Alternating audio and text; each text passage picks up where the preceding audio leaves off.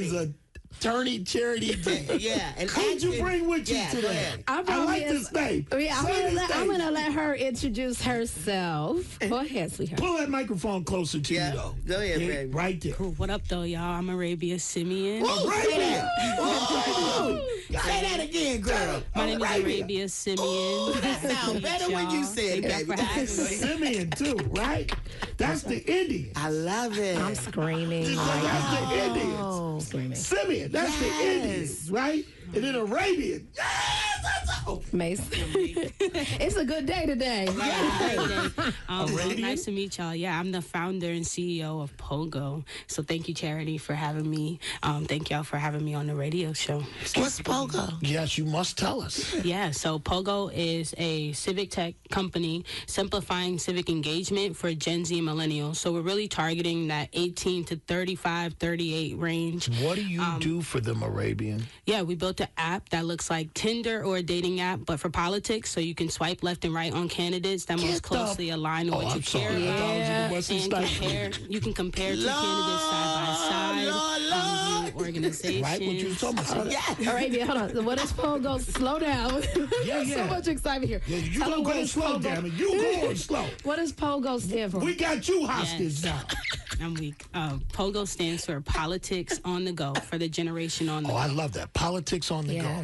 You think it's targeted to 18 to 34-year-olds. I guarantee you. That's right, Mason. I guarantee you 50, 60, and 70-year-olds are going to use that.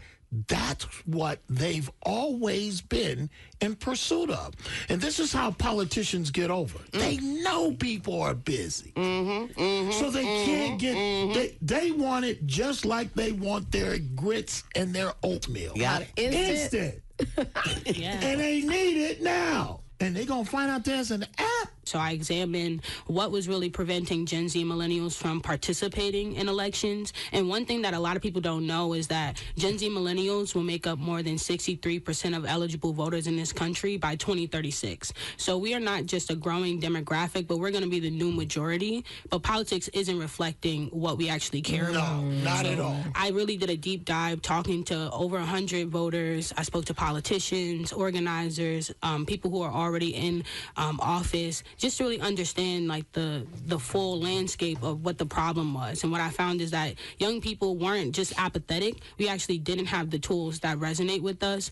Most of us consume our news through social media, and that brings up the misinformation problem and politicians being able to, run ads and do things that can influence your vote, but you're not really voting informed. So that's why I built POGO, and I've been working on it for about 3 years. Okay. If I go to POGO, what happens?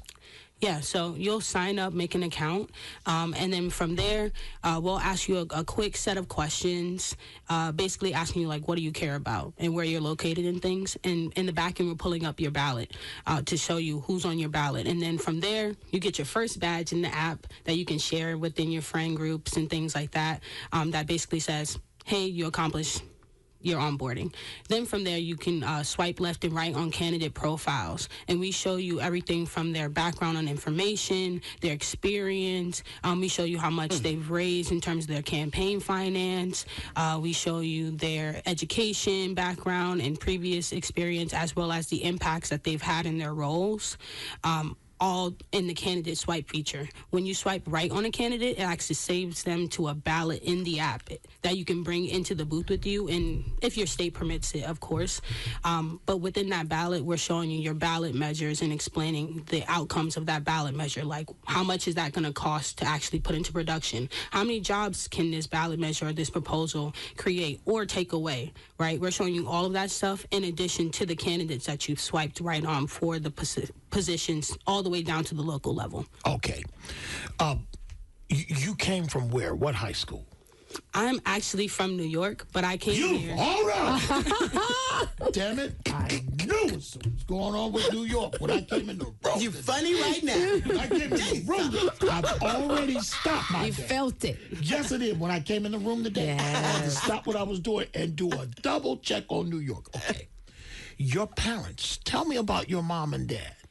Yeah, so I actually am Caribbean American. So my mom... You're Caribbean? There it is. But my mom is African American, or was African American. She passed away 2 years ago. And Condolences. thank you. She. She's a great migration baby. My grandparents came from Alabama, Birmingham, Tuscaloosa. So shout out to the South.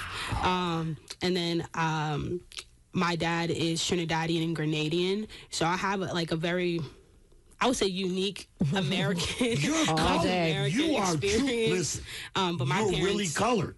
Yeah, my parents are Really colored. my parents definitely instilled service into me and things like that. So my dad worked his way up in the United States government, working immigration services and things like that. He worked his way up all the way to Chief Innovation Technology Officer, from being a cashier in the office in New York.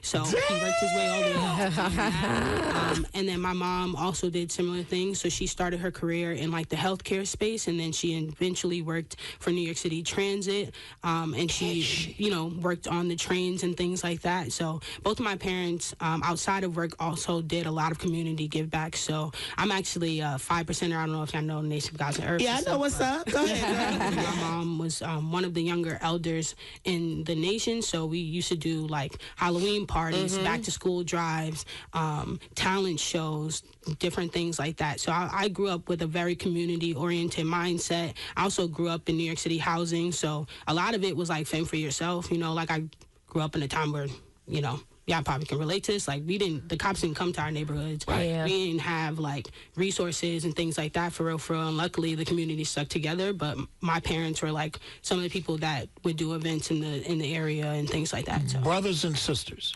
Yes, I have a lot. I have 6 sisters and 1 brother and a whole bunch of god siblings that I grew up with. You got your name how, and what did they tell you about naming you that? And for those who may have just clicked in, tell them your name again. Yeah, so my name is Arabia Simeon. My middle name is Kwameka, and the only reason I'm telling y'all that is because it's a part of the naming. My dad named me, and it means most precious one. It also comes from our teachings in the nation. So Arabia is basically a holy place within Islam, and Mecca is the holy city, essentially. So my name is kind of Muslim-ish. I like to also describe the 5%ers as more of a black liberation movement. It's not necessarily a religion or anything like that. It's more of a lifestyle. So my name comes from all of those teachings, the 120 lessons, and having knowledge of self, and leading a life where God isn't just an external manifestation of you, but also inside of you. So are you saying you're part of the Nation of Islam? No, that's a different nation. It's a different nation. You know Wu-Tang? Yes.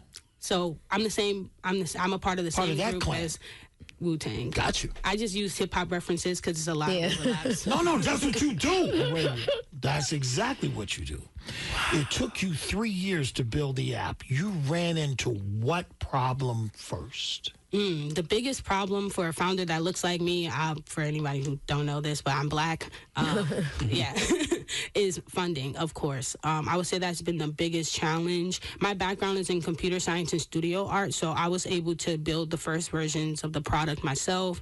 I was also able to recruit team members early and things like that. But the biggest thing has been running out of funding or trying to stay ahead of the funding loop, essentially. So far I've been able to raise about $150,000 via grants and things like that, and then use that money to build a product and then eventually sell it. How much do you need? Thank you for asking. I need $1 million at least, but that's what I'm currently raising right now. You meet Attorney Charity Dean where and how?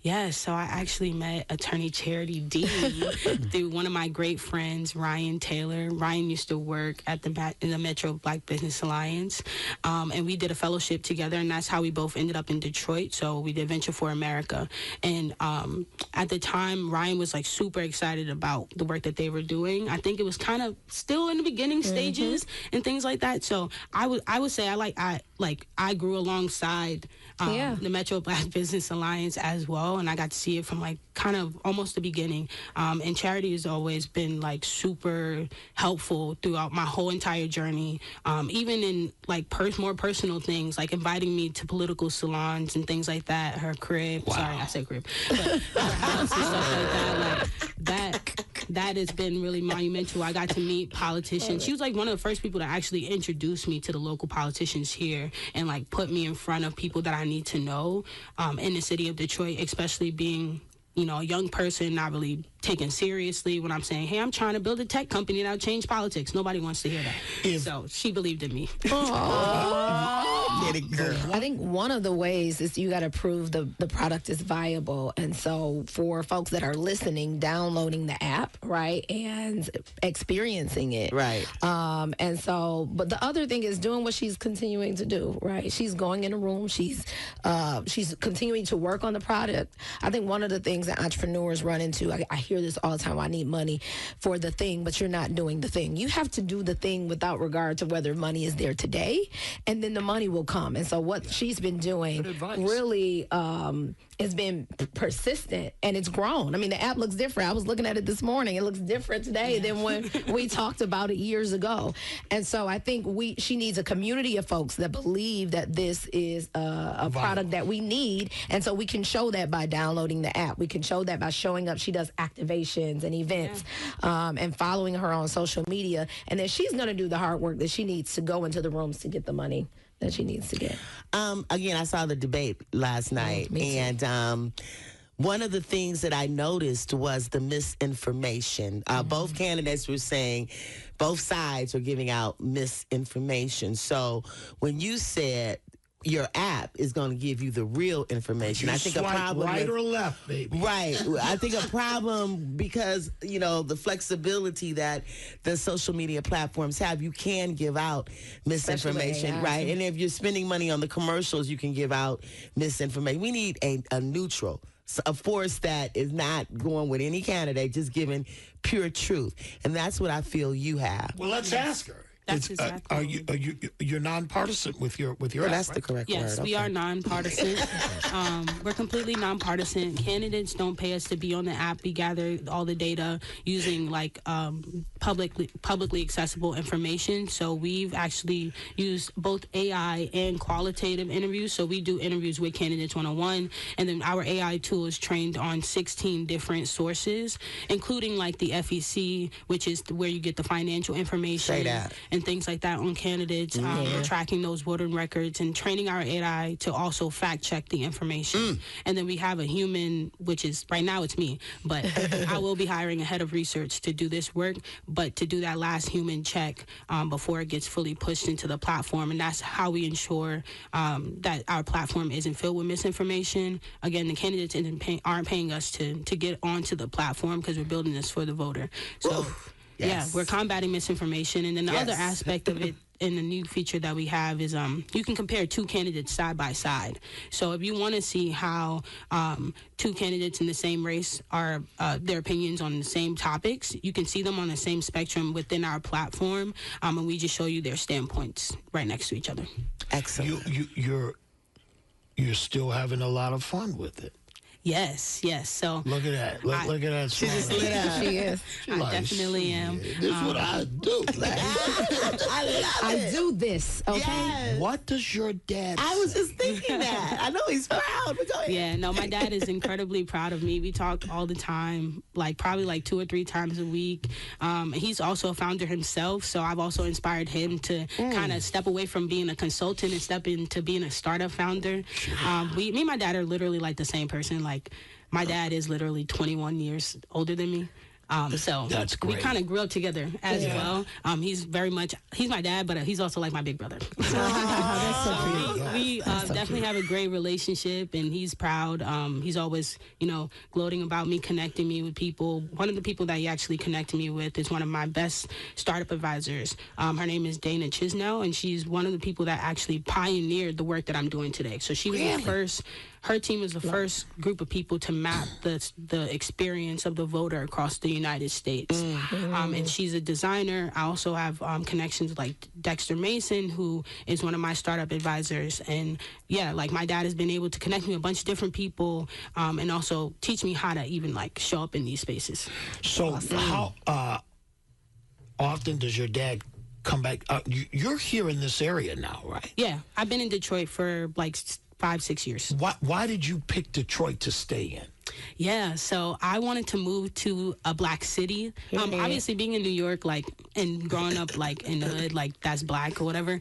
But I wanted to be in a city and building POGO in a space where the government was black, the people was black, and that was something that's really important to me, because outside of just informing people, I want the most disenfranchised voters to be able to vote informed and make the best decisions possible, not just for themselves, but also for their communities. How often does your dad come and see you, or has he had a chance? Yeah. Okay. Yeah, so next time he comes, you have to bring him to the radio. Station. Okay, we'll do. Now, you tell the attorney. Yeah. Know in advance. Tell her in advance, so we can set the time and the date, because we'd love to talk to him about you. Will do. He would love that. I know we got to go, Mason, but it really bothered me watching the debate yesterday, finding out how easy it is for candidates to pretty much put out whatever they want to put out. And it's like you hear as commercials. And if you're busy, you ain't got time to fact check. Right. And it just, it made me upset. You know, why do they just act like we're, but then here you come right in this morning with the solution. Yeah. Yep. Yeah. Hats off to you. Yeah. And you're doing what we need. Bless you, girl. So you won't have to kidnap anybody. No, not at all. We kidnapped enough people so that you could be free to do it. But I was like, when I came here, I thought I was going to die, because the mayor was black, the police chief was black, the newscasters were black. I'm like, this not real. I'm in a dream. I'm going to wake up and die. It can't be real. There's no city in America like that. Detroit is special, though. It really is special. And we need to keep it that way. Amen, amen, and amen. Hey, thanks for coming on the Thank you show for today. you, baby. Period. Yeah. And Attorney Dean? Yes. Black Business Alliance? Yes. Thanks for all that you continue to do. We Thank love you. Tell your son where he at. I'm just Yeah. Okay. He is at work. He's at work. I'll give him that back. All right. Super. Yes. Thank you, ladies. Thank you, guys. See you Yes. next week. Love. Yes.